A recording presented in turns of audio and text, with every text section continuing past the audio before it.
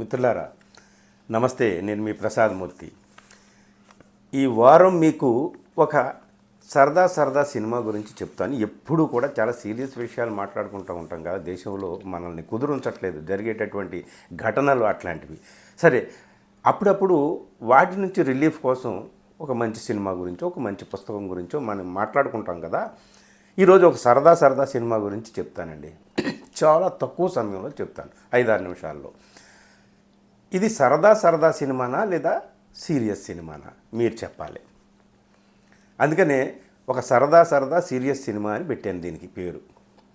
ఇంతకీ ఏమిటంటే, ఈ సినిమాలో ముఖ్యంగా ముందు నేను చెప్పాల్సింది, ఒక్కొక్కసారి కొన్ని సినిమాలు బిగ్ స్క్రీన్ మీద బిగ్ హిట్ అవుతాయి, చిన్న స్క్రీన్ దగ్గరికి వచ్చేసరికి, అంటే మన ఇళ్లల్లోకి ఓటీటీల్లోకి వచ్చేసరికి అవి బిగ్ ఫెయిల్, పూర్తిగా కుదేలైపోతాయి అన్నమాట.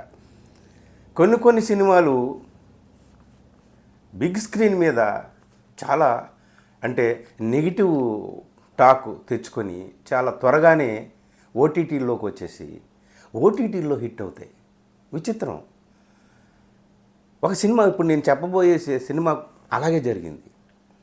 ఎందుకంటే ఈ సినిమా హాల్లో పెద్దగా హిట్ అవ్వలేదు, నెగిటివ్ కామెంట్స్, నెగిటివ్ క్రిటిసిజమ్స్ బాగా వచ్చాయి. అయితే ఓటీటీల్లో ఈ సినిమాకి ఆదరణ బాగా పెరిగింది. ఒక మిత్రుడు చెప్పడం ద్వారా ఈ సినిమా చూశాను. ఈ సినిమా పేరే మచంటే మలాఖా. ఇది ఒక మలయాళీ మూవీ. మచంటే మలాఖా. మచంటే అంటే బావమరిది, మలాఖా అంటే వైఫ్, బావమరిది వైఫ్. ఎవరి బావమరిది వైఫ్? ఇందులో ఇద్దరు బావమరుదులు ఉన్నారు, వాళ్ళిద్దరికీ వైఫ్స్ ఉన్నారు. ఆ విషయం ఏమిటో అనేటటువంటిది చూద్దాం. అయితే ఈ సినిమాలో నాకు నచ్చింది ఏమిటయా అంటే, డైరెక్టర్ ఏ ఉద్దేశాన్ని అయితే ఊహించి ప్రజలకు ప్రేక్షకులకు కన్వే చేయాలని అనుకున్నాడో దాన్ని కరెక్ట్గానే తీసుకొని వచ్చాడు. దీన్ని ఒక కామెడీ డ్రామాగా అభివర్ణించారు. కానీ as it is a comedy drama, at the same time it has a serious social message. అది లేకపోతే నేను చెప్పను కదా మీకు. సో అందుకని సినిమా చూస్తూ ఉంటే కాసేపు కొంచెం బోరు కొట్టినా వెళ్తూ మీరు సినిమాలో మునిగిపోతారనమాట. ఈ సినిమాలో ప్రేమ గురించి చెప్పాడు. ప్రేమికులు పెళ్లి చేసుకున్న తర్వాత దాంపత్య జీవితంలో ఎలా ఉండాలి అనేటటువంటి విషయాన్ని గురించి చెప్పాడు. అలాగే ఆడ మగ, male domination or female domination, ఆ దాంపత్య జీవితంలో ఏ డామినేషన్ అయినా ఉండకూడదు అని మనం చెప్తాం. ఒకవేళ అలాంటి డామినేషన్ ఏదైనా ఉంటే తరతరాలుగా మేల్ డామినేషన్ గురించే మనకు తెలుసు. ఒకవేళ ఫిమేల్ డామినేషన్ ఉంటే ఏమవుతుంది ఏమిటి అనేటటువంటిది, అసలు ఎలాంటి డామినేషన్ ఉండకూడదు. సో ఫిమేల్ డామినేషన్ ఉంటే ఏమవుతుంది? ఇట్లాంటి కథలు మనకు తక్కువ కదా, జీవితంలో మనం చూస్తున్నాం, ఈ మధ్య ఇంకా బాగా చూస్తున్నాం. అట్లా ఉంటే ఏమవుతుంది? ఈ విషయం గురించి కూడా బాగా చర్చించాడు. అంతేకాదు, తల్లిదండ్రులు తమ బిడ్డల మీద ప్రేమ అని చెప్పండి, అది ఆప్యాయత అని చెప్పండి, ఏమైనా చెప్పండి, ఆ పిల్లల్ని తమ ప్రేమతో వాళ్ళ జీవితాల్ని నాశనం చేస్తారు. తల్లిదండ్రులు చేతులారా తమ చేతులతో తామే పిల్లల జీవితాల్ని నాశనం చేయడానికి చూస్తూ ఉంటారు. ఇట్లాంటి ఉదాహరణలు కూడా మనం చూసాం కదా. మా కుటుంబంలోనే 2-3 ఉదాహరణలు చూశా. నాకు బాగా దగ్గర మిత్రుడు పెళ్లి చేసుకొని 7 రోజులు మాత్రమే అత్తగారింటి దగ్గర ఉండి పిల్ల వెళ్ళిపోయింది. 7 సంవత్సరాల దాకా కాపురానికి రాదు, కోర్టుకి రాదు, విడాకులు ఇవ్వదు, ఏమీ ఇవ్వదు, చిత్రహింసలు పెట్టింది. జడ్జి గారు చేవాట్లు పెట్టి చివరికి ఆ కుర్రవాడి జీవితాన్నైనా బాగు చేద్దాం, నువ్వు ఎలా పోతావు పో అని చెప్పేసి ఆమె తీర్పిచ్చింది. ఇది ప్రైవేట్గా జరిగినటువంటి ఘటన నేను చెప్తున్నాను. సినిమా వ్యవహారంలోకి వస్తా. సో ఈ విషయం కూడా ఇంకొక విషయము, అంటే తల్లిదండ్రులు పిల్లలు పెళ్ళిళ్ళు అయిపోయి వెళ్ళిపోయిన తర్వాత వాళ్ళు స్వతంత్రంగా వాళ్ళని బ్రతకని వాళ్ళు మన ఈగోలు, మన అహంకారాలు, మన ఆధిపత్యాలు, మనలో ఉన్న లేనిపోని జాడ్యాలన్నింటినీ కూడా పిల్లల్లో పెట్టి పెంచుతాం. వాళ్ళు అలా పెరుగుతారు.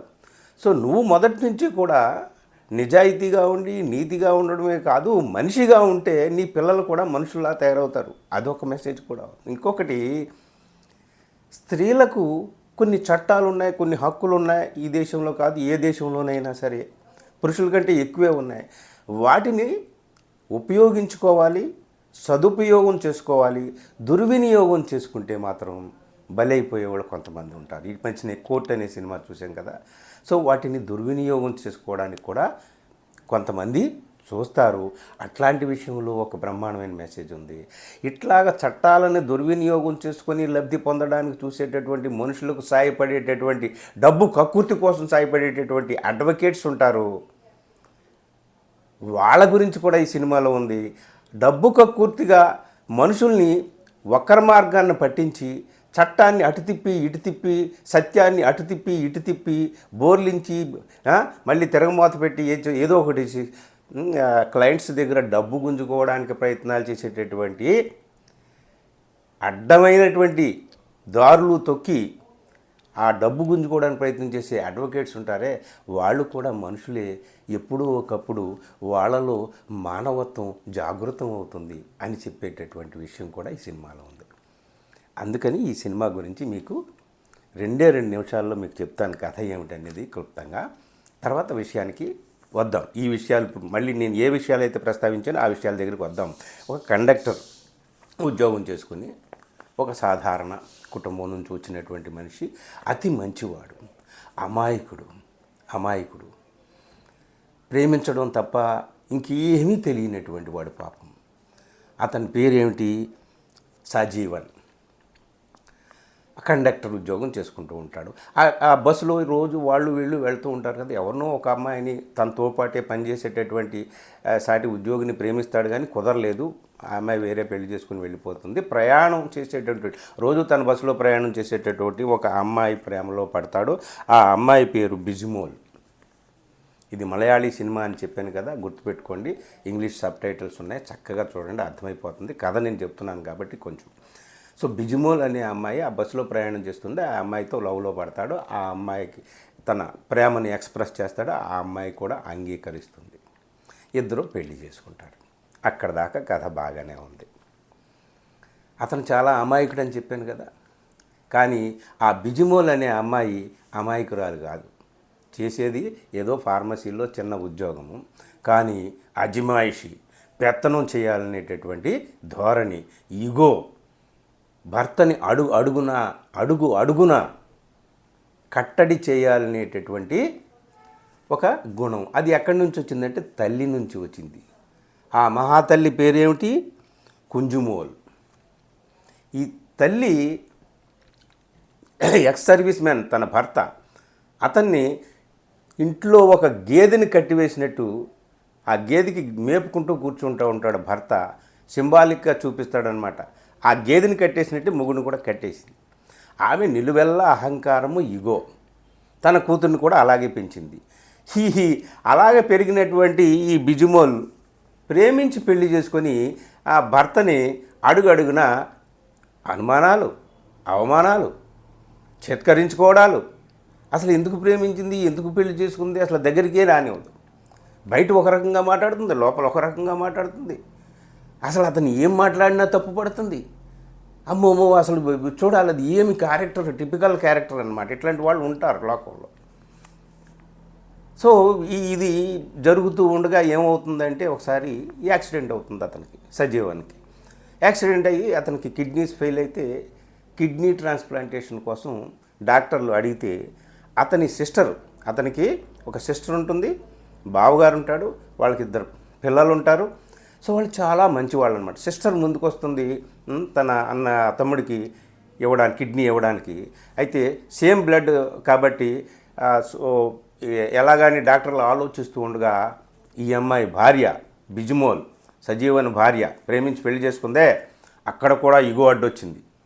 మరొకళ్ళు ఎవళ్ళో నా భర్త కిడ్నీకి ఇవ్వడం ఏంటి, నా భర్త శరీరంలో మరొకళ్ళ కిడ్నీ ఉండడం ఏంటి అని ఒక ఈగో వచ్చింది. ఇదేం ఈగో కానీ తెలియదు, కానీ అసలు విషయం ముందు ఉంది, చెప్తాను, కంగారు పడకండి. ఈగో ఎక్కడి దాకా వెళ్ళిందంటే, నేనే ఇస్తాను, నా కిడ్నీయే ఇస్తాను నా భర్త, కానీ ముందుకు వస్తుంది. తల్లి ఒప్పుకోదే, సిగ్గు లేదా, ఎగ్గు లేదా, భయం లేదా నీకు, కిడ్నీ ఇస్తావా, నాశనం అయిపోతావు ఏంటనుకుంటున్నావో, పనికిమాలినోడికి కిడ్నీ ఇవ్వడం ఏంటి, వాడు అసలు నోరు లేదు, ఏమీ లేదు, ఇప్పుడు యాక్సిడెంట్ అయింది, ఉద్యోగం కూడా పోతుంది, మనం అనవసరంగా మేపాలి వాడికి కిడ్నీ ఇవ్వడం ఏంటి, నువ్వు పని చేసుకోవాలి కదా అని తిడుతుంది. కానీ నీ తల్లి ఒప్పుకోదు, ఎందుకంటే ఇగో కదా. వేరొకళ్ళు నా భర్త శరీరంలో వేరొకళ్ళ కిడ్నీ ఉంటే ఎట్లాగా? నా భర్త మీద అజమాయిషి నాదే ఉండాలి, అందుకని నా భర్తలో నా కిడ్నీయే ఉండాలని చెప్పి ఇస్తుందన్నమాట. మళ్ళీ విచిత్రమైన క్యారెక్టర్, సినిమా చూడండి మీకు అర్థమవుతుంది. సో మచా అంటే మలాఖా సినిమా పేరు. సో ఆ కిడ్నీ ఇస్తుంది, అంతవరకు బాగానే ఉంది. అబ్బో చాలా సంతోషించారు, ఈ వీడి అక్క బావ సంతోషించారు, అందరూ సంతోషించారు, తల్లి మాత్రం బాధపడింది. కానీ అక్కడ మొదలవుతుందండి కథ. కిడ్నీ ఇచ్చిన దగ్గర నుంచి వాడు కొంచెం బాగుపడతాడు. ఆ అమ్మాయి సరే కొంతకాలం కోలుకొని ఉద్యోగానికి వెళ్ళి వస్తూ ఉంటుంటే ఆ వెళ్ళింట్లోనే ఉంటాడనమాట. సో అక్కడ అతను ఏమి చేసినా సరే జాగ్రత్త, ఏంటనుకుంటున్నావో, నీ ఒంట్లో ఉన్నది నీ కిడ్నీ కాదు, నా కిడ్నీ. నువ్వు ఏం చేసినా సరే నా కిడ్నీకి అపకారం చేసినట్టు, నా కిడ్నీకి నువ్వు డ్యామేజ్ చేసినట్టు అవుతుంది, నువ్వు జాగ్రత్త. ఒకసారి మిత్రులు, వాళ్ళ బావ ఫ్రెండు వాళ్ళు ఇంటికి వస్తారు. వాళ్ళ బావ ఇంటికి వీళ్ళిద్దరు కూడా వెళ్తారు. ఆ పిల్లల పుట్టినరోజు ఏదో సందర్భంగా, ఆ సందర్భంగా వాళ్ళందరూ కూడా మందు తాగుతూ ఉంటారు. కేరళలో ఇది సహజంగా, అంటే అన్ని చోట్ల సహజం అనుకోండి, మగవాళ్ళందరూ మందు తాగుతూ ఉంటారు. వీడు కూడా వెళ్ళి కూర్చుంటాడు. పాపం కిడ్నీ ట్రాన్స్ప్లాంటేషన్ అయిన తర్వాత అసలు మందు పుచ్చుకోవడం కాదు కదా, వాసన చూడడం కూడా మానేశాడు. వాళ్ళందరూ కూర్చుంటారు కాబట్టి వాళ్ళు మాటల్లో మాట్లాడుకుంటుంటూ ఇంటికి వచ్చిన అతిథి పక్కింటి వాడే తాగుతూ గ్లాస్ ఇట్లా పట్టుకో అని చెప్పి ఏదో వాళ్ళ ఆవిడ పిలిస్తే పక్కకి వెళ్తాడు. ఇంతలోనే ఈవిడ వస్తుంది అనమాట, బిజిమోలు మొగుడి చేతిలో గ్లాస్ చూస్తుంది. ఇక అంతే అక్కడ ఉన్నటువంటి మళ్ళీ అంతలోనే ఆ గ్లాస్ ఇచ్చిన అతను తిరిగి వస్తాడు. ఇతను మందు తాగుతున్నాడని, నువ్వు మందు తాగుతావా, నీ ఒంట్లో ఉన్న కిడ్నీ నా కిడ్నీ అన్న విషయం తెలుసు కదా, నా కిడ్నీని నాశనం చేస్తావా, నీకేం హక్కు ఉందా నా కిడ్నీని నాశనం చేయడానికి అని చెప్పేసి అక్కడే గొడవపడి వాడి పక్కన ఉన్నవాడిని, ఆ గెస్ట్గా వచ్చిన పక్కింటి ఆయన్ని పట్టుకొని చాచి లెంపకాయ కొడుతుంది. సిగ్గులేదా మా ఆయనకి మందు తాగిస్తావని. అది నేను మందు తాగలేదు తల్లి, నువ్వు ఎందుకు ఇంత గొడవ చేస్తున్నావు, రభస చేస్తున్నావు అని చెప్పేసి వీడు ఎంత బతిమాలినా సరే ఆగ్రహోదగ్రహాలు అయిపోతుంది. చాలా వాళ్ళు చెప్పినా సరే వినదు. నువ్వు క్షమాపణ చెప్పు, అతన్ని అన్యాయంగా కొట్టావు, నేను మందు తాగట్లేదు, అతను గ్లాస్ పట్టుకున్నాను ఒకసారి అలా బయటకు వెళ్తే అని చెప్తే వినదు. క్షమాపణ నేను ఎందుకు చెప్తానండి. వీడు చాచి లెంపకాయ కొడతాడు. అంతేనండి, అక్కడ మొదలవుతుందండి సినిమా. నువ్వు నన్ను లెంపకాయ కొడతావా అందరి ముందని చెప్పేసి ఇక అప్పటికప్పుడే బట్టలు సర్దుకొని ఇంటికి వెళ్ళిపోతుంది. అమ్మకి చెప్తుంది ఇంకేం లాభం లేదు అని చెప్పేసి. ఇక వాళ్ళ అమ్మ ఎప్పుడు దొరుకుతుందా చూద్దామని చెప్పేసి రెడీగా ఉంది కదా, ఇలాంటి సిచ్యువేషన్ కోసం రెడీగా ఉంటుందన్నమాట. సో పాపం భర్త ఆ గేదెని కట్టేసినట్టు అతను కూడా అక్కడే పడి ఉన్నాడు. ఇది ఏమిటి ఇట్లాగా ఏదో చేస్తున్నారు మీరు, మంచిది కాదని చెప్తున్నా సరే వినరు. వాళ్ళు పోయి పోలీస్కి కంప్లైంట్ ఇచ్చేస్తారు. ఎవరు, ఈ బిజ్మోల్ అనే అమ్మాయి సజీవన్ మీద, కండక్టర్ సజీవన్ మీద కంప్లైంట్ ఇస్తారు. ఏమని కంప్లైంట్ ఇస్తారు, అతని బాడీకి నేను కిడ్నీ డొనేట్ చేశాను, నేను ఇచ్చిన కిడ్నీ మీద గౌరవం లేకుండా నా కిడ్నీని డ్యామేజ్ చేయడానికి అతను మందు తాగుతున్నాడు, కాబట్టి మీరు ఏం చేస్తారో నాకు అనవసరం, నా కిడ్నీ నాకు తిరిగి ఇవ్వమను అని చెప్పి కంప్లైంట్. ఇదే అసలు పోలీసులు తల బాదుకుంటారు. ఇది ఎక్కడికి పడవరా బాబు, కిడ్నీ నీ భర్త కోసం ఇచ్చావు, నీ భర్తని బాగు చేసుకోవడానికి ఇచ్చావు, ప్రేమతో ఇచ్చావు, త్యాగం చేసావు, మళ్ళీ నీ కిడ్నీ నీకు ఇవ్వడం అంటే అది ఎలా సాధ్యం అవుతుంది, ఇట్లా ఈ కేసు పెట్టడం అనేది మా వల్ల కాదని చెప్పేసి ఇట్లాగా వాళ్ళు పోలీసులు చెప్తారు. నీ వల్ల కాకపోతే మేము ఊరుకుంటామా, మేము కోర్టుకు వెళ్తామని చెప్పేసి కోర్టుకు వెళ్తారనమాట. ఈ కోర్టుకు వెళ్ళడం కోసం ఒక లాయర్ ఒకడు ఉంటాడు. సో డబ్బుల కోసం అడ్డమైన కక్కుర్తి పడేటటువంటి అడ్వకేట్స్ కొంతమంది ఉంటారు కదా, ఆ లాయర్, ఒక యంగ్ లాయర్ వాళ్ళ ఇంటికి వెళ్ళి వాళ్ళని ఎక్కేస్తారు. అమెరికాలో ఇట్లాంటి కేసు ఒకటి జరిగింది. ఒకడు భర్త తన భార్యకి కిడ్నీ దానం చేస్తాడు, కానీ ఆ తర్వాత ఆ భార్య అక్రమ సంబంధం పెట్టుకుంటుంది ఎవరితోనూ. అది చూసి అతను కోర్టుకు వెళ్తాడు. కోర్టుకు వెళ్ళి నా కిడ్నీ నాకు ఇచ్చేయమని చెప్పి కోర్టులో కేసు వేస్తే కిడ్నీ ఇవ్వడం అనేది సాధ్యం కాదు అని ఒక హ్యూజ్ అమౌంట్ని అతనికి నష్టపరిహారంగా ఇవ్వాలని కోర్టు చెప్పింది. మీకు కూడా అలాగే న్యాయం జరిగేటట్టు నేను చేస్తానని చెప్పి వీళ్ళని మొత్తాన్ని కన్విన్స్ చేసేసి కోర్టులో దావా ఏం చేస్తారు. కోర్టులో వాదనలు జరుగుతాయి. కోర్టు అంతా కూడా తల పట్టుకుంటుంది, ఏమిటి దారుణం అది ఇది అని చెప్పేసి. కోర్టులో ఇలా జరుగుతూ ఉంటే వాదోపవాదాలు జరుగుతున్నాయి. ఆ లాయర్ అది చెప్పి ఇది చెప్పి చెప్తున్నాడు. కోర్టు కన్విన్స్ కావటం లేదు. ఈ మధ్య ఏమవుతుందంటే ఆ అమ్మాయి కళ్ళు తిరిగి కోర్టులోనే పడిపోతుంది. తీరా విషయం ఏమిటా అంటే ఆ అమ్మాయికి స్పృహ తప్పలేదు, నెల తప్పింది. అక్కడ స్టోరీ ట్విస్ట్. వీడికి చాలా ఆనందం. తన మీద కేసు పెట్టి తన కిడ్నీ తిరిగి ఇవ్వమని చెప్పి లేదా నష్టపరిహారంగా మొత్తం సర్వం అంతా కూడా అమ్మేసుకొని ఇచ్చేయమని చెప్పినా సరే భార్య అంటే ఇష్టం. ఇప్పుడు భార్యకు పుట్టబోయే తన బిడ్డ అంటే కూడా ఇష్టం. ఇంటికి వెళ్తాడు, వాళ్ళు అవమానం చేసి పంపుతారు, అన్నీ చేస్తారు. చివరికి ఆ తల్లి ఎంత దుర్మార్గంగా వ్యవహారం చేస్తుందంటే, మనం ఒక పని చేద్దాం, ఈ బిడ్డకు వాడు తండ్రి కాదని చెప్దాము, మన దగ్గరికి ఎంగలాయర్ వస్తున్నాడు కదా, వాడే తండ్రి అని చెప్దామని చెప్పేసి ఆ విధంగా కూడా కోర్టులో అలా చెప్పించడానికి ప్రయత్నం చేస్తారు. చివరికి ఆ ఎంగలాయరు డబ్బు కోసం ఎంతో కక్కుర్తిపడి మిమ్మల్ని నేను ఈ కేసు పెట్టించింత చేశాను, కానీ ఇంత దారుణమైనటువంటి మనుషుల్ని నేను ఎక్కడా చూడలేదు, ఈ కేసు నేను వాదించను, అతను నిజమైనటువంటి తండ్రి, అతను ఈ బిడ్డకు తండ్రిని, బిడ్డ పుడుతుంది అంతా అవుతుంది అనమాట, తండ్రిని నేనని చెప్పాలా, ఇది దారుణం కదా అని చెప్పేసి అతను అడ్డం తిరుగుతాడు. చివరికి ఆమె పెంచుకున్నటువంటి గేదెని అమ్ముకోవడానికి ట్రై చేస్తుంది. వాళ్ళు ఎవరో వస్తారు, వాళ్ళు ఆ గేదె అటు తిరిగి ఇటు తిరిగి ఒక్క తాపు తనితే మొత్తానికి ఈ తల్లి ఎగిరి ఎక్కడో నూతిలో పడుతుంది, చేస్తుంది. వీళ్ళిద్దరికీ ఒక బిడ్డ పుడుతుంది అంటాం కదా, ఆ బిడ్డ పుట్టి కొంచెం పెరిగిన తర్వాత ఒక 4-5 ఏళ్ళు ఆడపిల్ల అయిన తర్వాత లాస్ట్ సినిమా ఎండింగు ఒక కుర్రోని ఏమో కుమ్ముతుందన్నమాట, కొడతా ఉంటుంది. సినిమా ఎండ్ చేస్తాడు ఆ తల్లి, చనిపోయినటువంటి తల్లి ఫోటో, ఆ పిల్ల అమ్మమ్మ అనమాట, అమ్మమ్మ ఫోటోని చూపించి ఎండ్ చేస్తాడు. బుద్ధులు ఎక్కడికి పోవు, లక్షణాలు ఎక్కడికి పోవు అని చెప్పడం కోసం.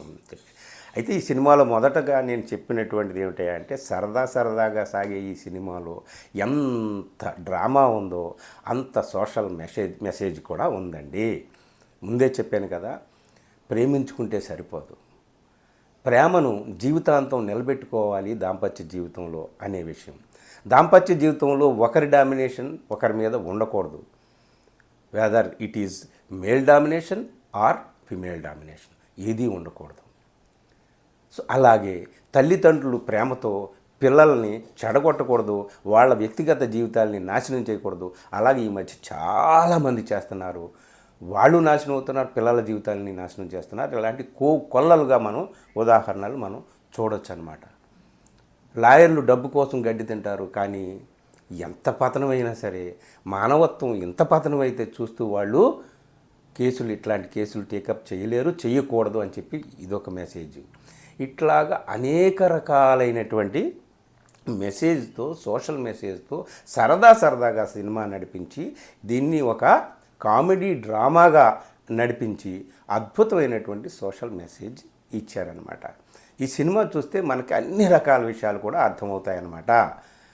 ప్రేమ ఏమిటి, ప్రేమ తర్వాత దాంపత్య జీవితంలో ఎలా ఉండాలి, తల్లిదండ్రుల ప్రభావం విషయంలో పిల్లల మీద ఎలా ఉంటుంది ఏమిటి అనేటటువంటిది ఈ మొత్తం ఓవరాల్గా చట్టాలని మనం ఉపయోగించుకోవాలా, వాటిని దుర్వినియోగం చేసుకోవాలా. దుర్వినియోగం చేసుకోవడం అంటే ఏమిటి అంటే అవతల వాళ్ళకి అన్యాయం చేయడం అనేటటువంటిది. చట్టాలు అందరికీ సమానమే, కేవలం ఒకరి కోసమే కాదు. కాబట్టి ఇక్కడ ఈ ఫిమేల్ డామినేషను ఇదంతా కూడా చూపిస్తున్నట్టు మగవాళ్ళు బలైపోతున్నారు, కోర్టుల్లో చట్టాలలో చిక్కుకొని కొంత అన్యాయం అవుతున్నారు అనేటటువంటి విషయం ఈ సినిమా మెయిన్గా మనకి కనిపిస్తున్నప్పటికీ కూడా ఇన్ని విషయాలు ఈ సినిమాలో పెట్టాడు డైరెక్టరు.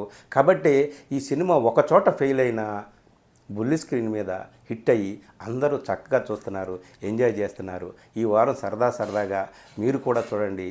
ఇది సరదా సినిమాయే కానీ సీరియస్ సినిమా. ఎక్కడుంది ఇది? అమెజాన్ ప్రైమ్లో ఉంది.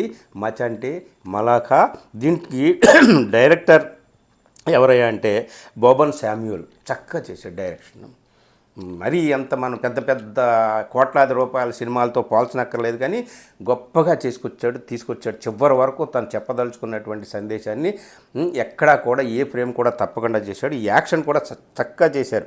ఆ కండక్టర్ రోల్ని సౌబిన్ షాహిర్ అనే అతను చాలా సినిమాల్లో, మలయాళం సినిమాల్లో కనిపిస్తాడు. అలాగే అతని భార్య లవర్గా చేసినటువంటిది బిజిమోల్ క్యారెక్టర్ వేసినటువంటి నమితా ప్రమోద్, వీళ్ళందరూ కూడా చాలా చక్కగా చేశారు. మంచి సినిమా, మంచి బ్యాక్గ్రౌండ్ స్కోర్ మ్యూజిక్ కూడా ఉంది. చూడండి, ఈ వారం బాగా ఎంజాయ్ చేస్తారు. Thank you. నచ్చితే మిత్రులకు షేర్ చేయండి. Thank you very much.